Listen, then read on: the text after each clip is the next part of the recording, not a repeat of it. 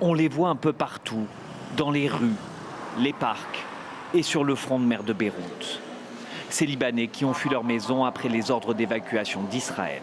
Cette famille n'a pas les moyens de payer un hôtel et ne trouve pas de place dans les refuges.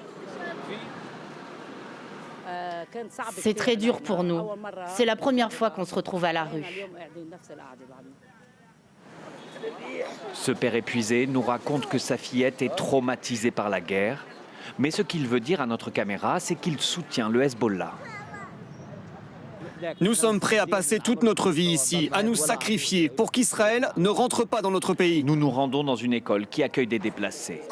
Quelques chaises de classe, maigre démarcation pour se délimiter un espace. Et ici aussi, des enfants qui ont dû fuir la guerre.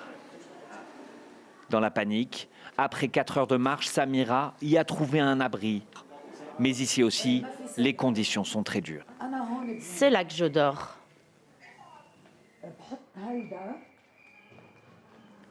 Je mets ce matelas là. Ma sœur et moi, on dort dessus. 290 déplacés dans cette école, mais elle ne peut pas en accueillir plus, car ici, on manque de tout. C'est très dur. On n'a rien. On dort sur le sol. On n'a pas d'habits et de couverture. Il n'y a pas d'aide qui arrive ici à l'école. On était mieux chez nous. Face aux centaines de déplacés, ce stade est en train d'être préparé. Des tentes montées.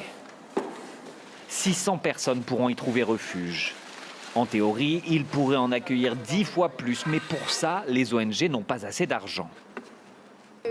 On a besoin d'eau, de nourriture et de systèmes de chauffage.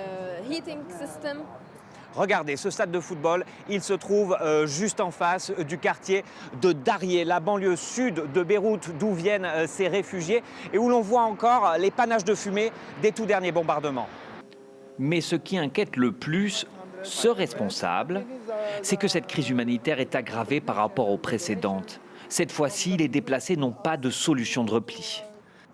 Lors des guerres précédentes, des millions de réfugiés se sont enfuis en Syrie ou en Irak. Maintenant, ce n'est pas possible. Donc vous avez ces millions de gens qui se retrouvent à Beyrouth.